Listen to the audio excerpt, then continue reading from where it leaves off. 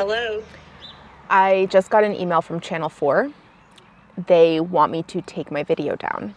In November 2025, a senior communications lead at Channel 4 reached out to me asking me to take my video down. 6 months later, Channel 4 is in my inbox again, only this time, they're asking to stay anonymous. Let's start at the beginning.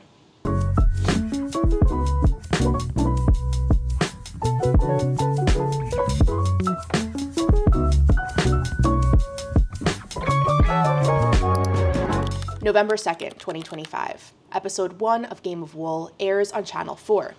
10 amateur knitters competing for the title of Britain's Best Knitter, hosted by Britain's sweetheart Olympic diver and knitting enthusiast Tom Daley. It's a standard reality show format. Each week has 2 challenges, a group and an individual, and each week someone is eliminated. But moments after the first episode aired, before some people even finished watching, kits were announced. Now, there are a few things to notice about this kit drop. First, the price.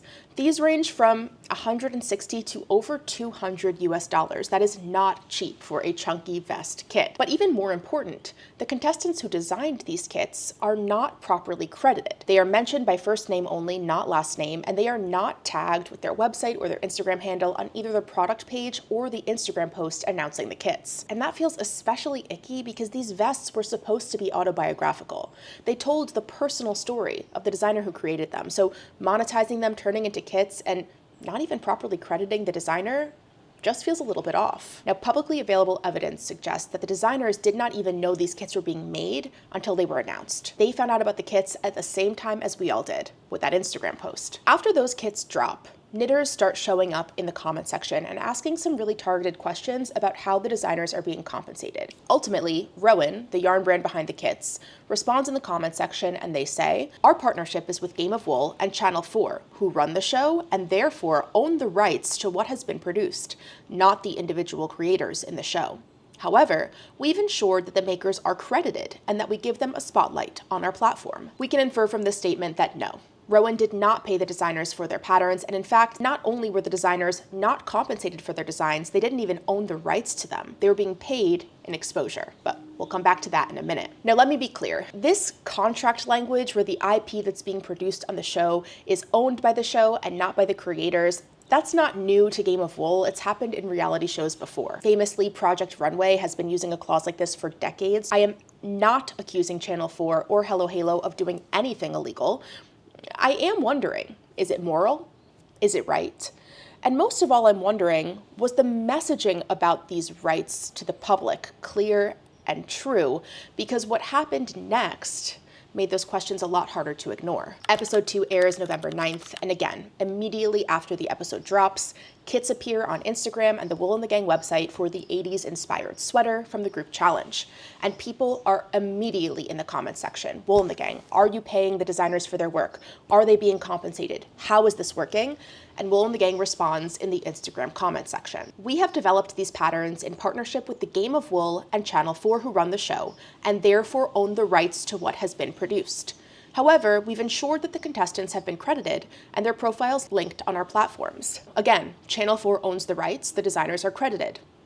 Let's take a look at that credit. First name only. No handle, no link, no last name, no Ravelry page. If you wanted to find this designer, it would be very challenging to do it. And then one of the designers commented on the Instagram post. That's Holger, General Hogbuffer, and he's commenting on his own 80s sweater design. He was part of the team that designed this, and he's asking in all caps, "Where is the bow?" That is not the comment of a person who was deeply involved in the making and selling of this kit. That is the comment of a person who is seeing this thing for the very first time alongside every single one of us in the audience. This comment only further underscores my suspicion that none of the designers knew these kits were happening until they were publicly announced. They found out at the same time we, the audience, did. And take a closer look at the Wool and the Gang language. This statement that they made about the rights and how the designers were being compensated, it looks a heck of a lot like the Rowan comment. Actually, they're almost word for word. And there's a reason for that. Rowan and Wool and the Gang are owned by the same private equity group. Their response was coordinated. This was a prepared answer. At this point, I'd been covering the show since before episode 1, and I was craving some clarity about exactly what this designer compensation meant. Rowan and Wool and the Gang had a contract with Channel 4. But that doesn't mean that Channel 4 wasn't compensating the designers directly. So I decided to give them the benefit of the doubt and reach out and see what structures they had in place. On November 10th, I sent a formal inquiry email to both Channel 4 and Hello Halo. I made it clear that I wanted to ask for a formal statement to clear up the questions the knitting community had, and I planned to share that response on my channel. 2 days later, on November 12th, I received a response from a senior communications official at Channel 4. We have partnered with Rowan, Wool and the Gang, and Surtur in the making of this program, as they supply much of the yarn used in the show. The contributors whose designs were selected for the kits are fully aware that their designs are being used, with a full credit to them and their work, to allow viewers at home to knit along with the series. Okay, so she confirms the brand partnerships, Rowan, Wool and the Gang, and Surtur. Fine. And then she says that the contestants are fully aware that their designs are being used in the kits. She doesn't say that they consented ahead of time. She doesn't say that they were consulted. She doesn't say that they approved of the kits or had a hand in their creation. They're just fully aware. And she says that there's a full credit, but we took a look at that credit, so you can make up your mind as to what a full credit means. But she does not, at any point in this response, answer my question. I asked a very direct question. Are the contestants being compensated for their designs? And since the contract is with Channel 4, it would be up to them to compensate the designers directly, but she ignores my question entirely. Now, I inferred from that the answer was probably no, but it was never said explicitly. So as soon as I got that email, I took a screenshot and I created a short video, which I posted on TikTok and YouTube, saying, hey, I got an answer from Channel 4 and it looks like they're not compensating the designers. This is the answer that knitters have been waiting for. A few days later, November 15th, my episode 2 recap video goes live. That's a longer video on YouTube, and I include the screen grab of that email as well. About 30 minutes after my long recap video went live, I got another email from that senior communications official. And this time it was pretty cold. She said she never gave me permission to use her email in my video, and she asked me to take it down. Let me remind you, this was a senior communications official at Channel 4, responding in her professional capacity to a press inquiry. I made my platform clear, I shared my viewership numbers, and I explicitly stated my intention to include the response in my upcoming video. Despite all that, I took the video down immediately. I happened to be out of town already that day, and I was able to delete the TikTok and the YouTube short from my phone, but I knew that my long-form video had just gone live and her name was in that too. I had used the same screen grab. So I rushed to a local public library. I did my best in browser to blur out her name. In fact, if you go back and look at the episode 2 video, you'll still see a blur hovering in the first 30 seconds of the video, and that's an artifact from me rushing to try and censor her name out of respect of her wishes. Her email address was never shown. There was no identifying information except for her full name, acting in her professional capacity as a press official at a major UK broadcaster. And yet, if someone tells me they don't want their name shown, I'm going to do my best to honor their wishes. I've been thinking about that exchange ever since, because when a senior communications official is requesting anonymity, it raises the question of who gets protected and who gets exposed in the making of a reality show like Game of Wool. Episode 3 comes and goes without a kit. But episode 4 was a different story. November 23rd, episode 4 airs, and immediately, kids' crochet costume kits drop on Instagram and the Surtur website. But this time something is different, because both on Instagram and on the product page, there's a new line that's showing up that hasn't appeared on any of the previous kit descriptions. The knitters will receive profits from the sales of their designs and are free to use their patterns as they wish once the series is fully transmitted. And for the first time, the designers are actually tagged in the posts announcing their kits. And the knitting community is really excited. I actually even made a short video announcing this, screen grabbing it, and saying, amazing, Surtur is finally doing the right thing. For the most part, knitters were really satisfied with this answer, and generally people moved on. But I couldn't move on because I kept getting stuck on the word profits.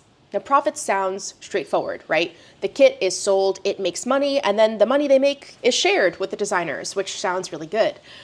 But profits is a very specific legal term. Now, I can't verify the exact accounting for this production, but I can tell you that in other profits-based compensation models, here's how things work. Profits are calculated after every single overhead expense has been deducted. I'm talking about the yarn in the barn, the needles, the tools, the couches, the lights, the microphones, the makeup artist, the food on set, everything. And in a production of this scale, those expenses can really add up. So when you subtract all those expenses from the revenue, produced by those kits, there are no profits. There's nothing left to share. Now again, I can't prove this. To be clear, this is all speculation. But the word profit means something really specific. And if Channel 4 and Hello Halo wanted to make sure that the designers were actually compensated for their work, there are way more reliable ways to do that. They could have compensated them with a percentage of each sale.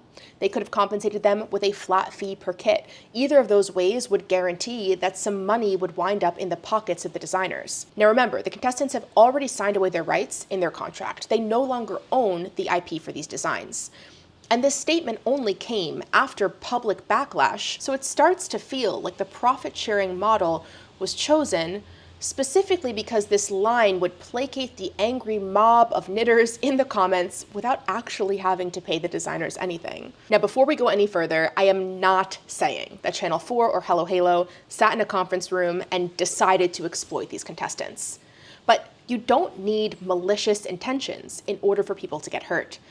And in a situation like this one, where you have a massive television network and a production company with money and teams of lawyers behind them, and then you have 10 regular people, knitters, who just decided to take an opportunity, a once-in-a-lifetime opportunity to be on this really cool show and maybe get some exposure for their craft, that's a power imbalance. The party with power strategically used language to ensure that they would never have to pay the other party. And they did so in order to manage outward appearances. It feels pretty slimy, but it's fully legal. It's the way our world works. At this point, I went back to Surtur directly, and that's when something strange happened. I asked them for a couple more details about what the compensation model looks like. I asked for clarification. How is profits defined in this context? Have the contestants been formally notified in writing about how revenue will be allocated? Surtur never responded, but here's what did happen.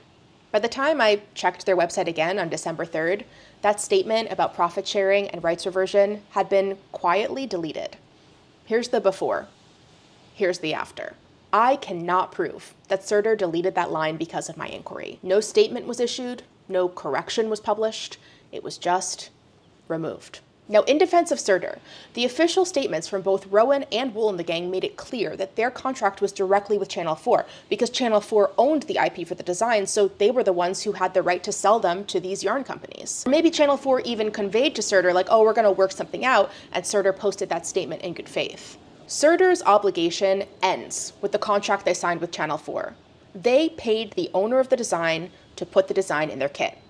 They did everything above table. And whether Channel 4 decides to pass any money along to the designers for their designs has to do with the contracts that they signed at the beginning of the show, which, according to Channel 4, is confidential. On November 30th, episode 5 airs, and immediately afterward, chunky cabled cardigan kits go live on Instagram and the Wool and the Gang website. That same profit sharing and rights reversion language appears with those kits. December 7th, episode 6. December 14th, episode 7. No new kits. And then December 21st, episode 8, the season finale. Hat kits drop with Rowan, and we see the same language again about profit sharing and rights reversion. And with that, the series is fully transmitted. That's the end of Game of Wool. And at this point, the knitting community has largely moved on. Those statements issued by Wool and the Gang and Rowan seem to calm people down. The comment section are no longer full of angry people wondering why designers aren't getting paid. Here's the question I've been sitting with for months. After episode 4, Channel 4 makes it clear that not only will contestants receive profit share from their pattern sales, they will also get the rights for their patterns and designs reverted back to them once the show has fully transmitted. The series transmitted on December 21st, 2025.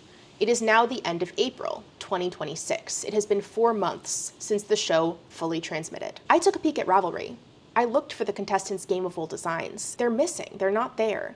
Looking at Holger's page, someone who's trying to redefine themselves and build a career as a knitwear designer and personality, if Holger got the rights to his designs back from the show, don't you think he would have posted them on Ravelry for sale or for free? If you had a design that tens of thousands of handmakers had watched you create on television, and you had the legal right to publish and share that design, why wouldn't you?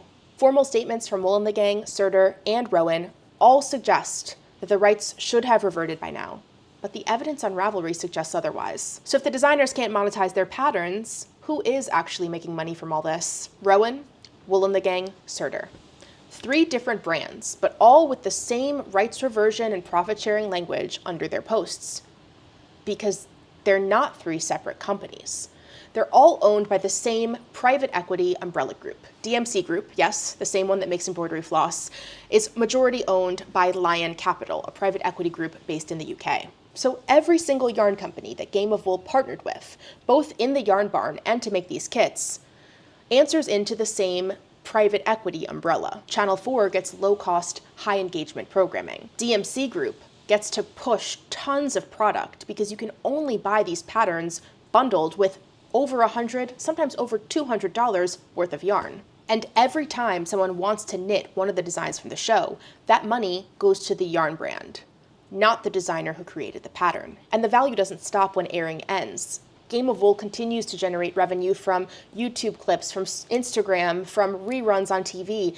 Every time someone goes back and watches the show, advertising money flows back into Channel 4. But the show doesn't exist without the crafters who appear on it. It's their labor that made all of this possible. This show doesn't feel like a knitting show meant to celebrate and showcase the craft. It feels like an advertisement, a retail operation. Every episode was a product launch. Why were episode 1's Fair Isle vests controversially made with chunky yarn? Because they were trying to sell Rowan big wool.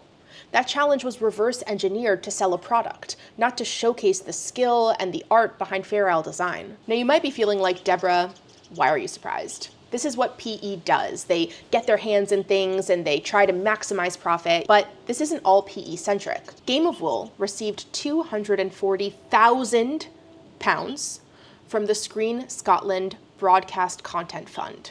That's public funding. It comes from the Scottish Government and the National Lottery. And it's administered through Creative Scotland, which is meant to further Scotland's screen industry and creative culture. Now, the show was filmed in Glasgow, and it's called Game of Wool. And there was such an opportunity here. Because frankly, the British wool industry is struggling. Within the last few years, British farmers have been burning their fleeces because it's cheaper than trying to sell it. British wool is in crisis, and Game of Wool, filmed in Scotland, partially funded by the public, had an opportunity to showcase the heritage and art of the British wool industry, to draw attention to small producers, to heritage breeds, to the farmers who are trying to save this industry. And instead, they partnered with private equity-owned yarn brands. After episode 1 aired, the Shetland Organization of Knitters issued a formal statement saying the show left them shocked and saddened. Shetland Textile Network called the production's approach laziness and disregard. Shetland's MSP wrote directly to Channel 4's chief executive and lodged a motion in the Scottish Parliament. But here's the crazy thing. The production team had actually reached out to Shetland knitters prior to filming. They asked them all these questions, they tried to get it right, and then they disregarded all of that during filming. They knew who to ask. They did ask. They just chose not to listen. The problem isn't that Scottish heritage is absent. It's how little of the show's value is directed toward the people and craft that it claims to be celebrating. The yarn barn you see in every episode, it's not a love letter to knitting or wool. It's a handshake between CEOs in a boardroom who have probably never touched knitting needles in their lives. I want to be clear. I'm not saying the show did anything wrong with their funding. In fact, it seems like they did exactly what they had to check the boxes for their funding. But what I am saying is they had an opportunity. Di and Lydia were people on the show who have their own yarn brands. This show could have spotlighted them, could have lifted them up, and they made a different choice. So the brands aren't compensating contestants, the show isn't really amplifying them, but at least they're getting exposure, right? Well, let's talk about exposure. Because exposure is what the contestants were paid in. Contestants are not tagged consistently when they are mentioned by first name only, but it's not that the show didn't know how to give exposure. They knew how to give exposure. They gave it to Tom. Tom received coordinated, cross-platform promotion. Instagram posts were shared on both the Game of Wool page and his own, and after airing, he was able to absorb and adopt the Game of Wool YouTube channel as his own. The contestants did not receive comparable amplification, and given that exposure was the only way that they were paid, it starts to feel unbalanced. But exposure isn't all good. During airing, contestants were catapulted from relative anonymity directly into the public eye. And during airing, They were bound by a gag order in their contract, meaning they couldn't speak publicly about their experiences on the show. The internet is a rowdy place. It's the Wild West, and comment sections can get a little crazy. Specific contestants were being attacked in comment sections, and they were not able to defend themselves. In some cases, these comments were genuinely hateful, they were hurtful, and the contestants could say nothing, not until the show had completely finished airing. And Channel 4 was nowhere to be found. They didn't issue a statement, they didn't come to the defense of the contestants, but Channel 4 responded immediately when my video showed a name they didn't want shown. The machinery of the institution moves quickly when it's trying to protect itself. And I'll say this from my own experience. After 6 months of sending emails, of reaching out, of trying to get answers, Channel 4 stopped engaging. Hello Halo never responded. For the most part, I've gotten nothing back. The people who do respond ask to remain anonymous.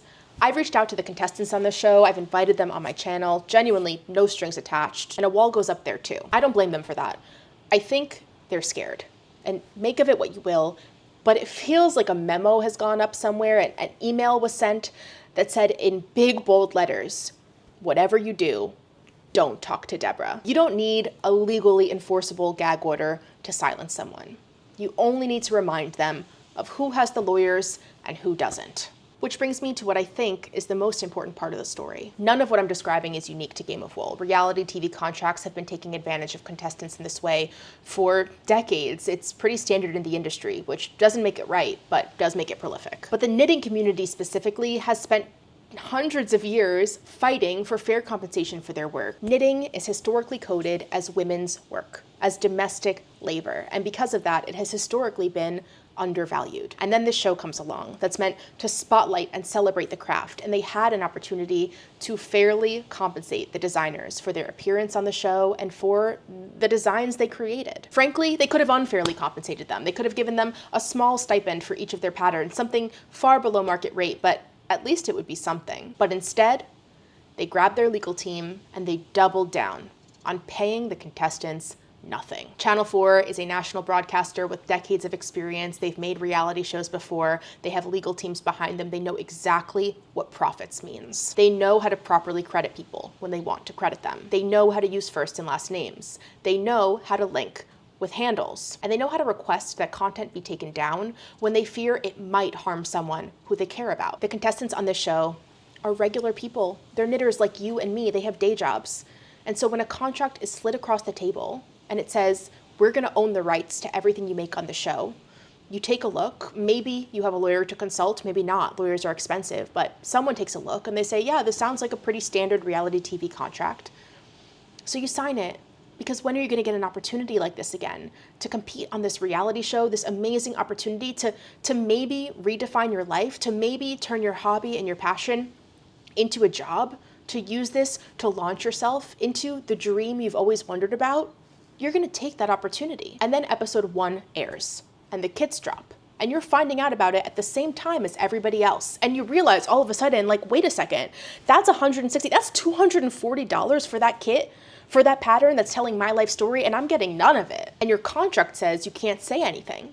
And then a couple of episodes pass, and all of a sudden you're reading these comments and they're about you, and they're hateful, and they're racist, and they're horrible, and you can't even defend yourself. By the time the show finishes, and your contract is complete, and you're technically free to speak, there's the fear hanging over you, because you know that the network still doesn't want you to. They want you to check in with them and make sure it's okay before you send out any messaging about the show. Channel 4 is powerful, and they make sure the contestants don't forget it, and it's not an accident.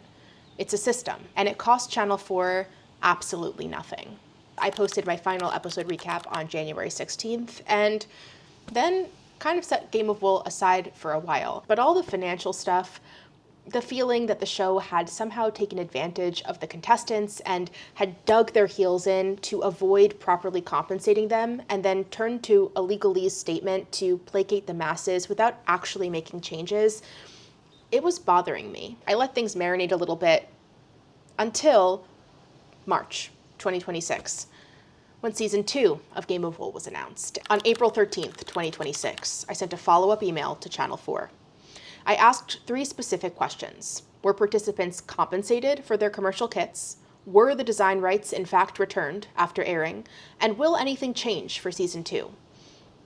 I made it clear that any statement would be fully and accurately shared in this video, and if they don't respond, I'll note that they declined. I also invited them to speak with me, to have a phone call. In all of their season 2 announcement language, they're using phrases like, we've listened and we're making changes, so I thought, hey, if you want to speak directly to the audience that has questions about your show, I would love to have that conversation. On April 17th, I received a response, and not from the same person I had emailed with before. Remember all the way back in November when that senior communications official responded to me about compensation and then quickly said, delete that TikTok, I never gave you permission to use my message? No, this time I heard from the current new publicity lead for Game of Wool. She asks if she can have more time. She needs to go to the production company. They're putting together a response. I say, sure, take more time. And then on April 24th, 2026, I received this response. Now, before I read it, this email clearly asks for me to refer to my contact as a spokesperson for the production, because last time someone reached out to me, their personal details were leaked. But you already heard me explain what happened at the beginning of this video, so we can draw our own conclusions about what really went down there. But I understand the concern, and I'm honoring the request. So this is an anonymous source from production, the publicity person for Game of Wool, no name. I will also note that throughout my coverage of the show, every single person who I've spoken with associated with the production has at some point asked for either anonymity, to not be named, or simply has refused to answer. Nobody wants to be associated with this production. But in the meantime, the contestants' faces and edits, and even the judges' edits, they have no control over how they're being portrayed. They're being abused in comment sections. They're not able to defend themselves. But the people in charge, they want to stay anonymous. There's a real power imbalance there. Channel 4's statement said, contestant and contractual arrangements are confidential between the production and the individuals involved, so we're not able to comment on specific details. What we can say is that we take our duty of care and relationships with those involved in our program very seriously, and we are confident in the fairness of what we put in place. We're very much looking forward to Series 2 and to continuing to champion the creativity, skill, and community that make the show so special. Contracts are confidential. We're not going to talk to you about that. We take our duty of care seriously. What did duty of care look like when your contestants were being abused in comment sections and they were prohibited from responding, to a degree where their family members had to jump to their defense in the comments because they couldn't do so themselves? We're confident of the fairness of what we put in place. You're confident, but you created the system. I'm curious, what would the contestants say, past and future, about the fairness of the system that the party in power built? So 6 months of questions. Here's where we stand. I've reached out to Channel 4, Hello Halo, Banna J Wrights, Surtur, Wool and the Gang, Rowan. For the most part, I've received non-answers and silence. Silence is a strategy. If you stay silent long enough, people move on. The algorithm surfaces more exciting content, and then by the time season 2 is announced, everyone's forgotten about the compensation questions from season 1. But here's what the public record shows. The profit-sharing statement was published and then quietly deleted, with no explanation given. The rights reversion statement was published, but 4 months after the show has completely transmitted, I don't see those patterns as live on Ravelry, which you'd think would have happened if the designers got their rights back. Season 2 is coming, and I'll be watching for the promised improvements, and honestly, I genuinely hope that they get made. But I'll also be watching for those carefully worded statements that prevent Channel 4 from actually having to answer to the demands of the public, holding them accountable to compensating designers for their work. If you're thinking about competing on season 2, read your contract really carefully. You should probably contact a lawyer. And if you're watching, pay careful attention to the language, not just what's said on screen, but to those statements that are made in the product descriptions and the Instagram comments, because last season, one single line of legalese was enough to make an entire community of knitters stand down from advocating for designers to be fairly compensated. Let's not let that happen again. It's just a knitting show. I know that. It's just a knitting show. But the contestants on the show and the craft of knitting itself deserves better.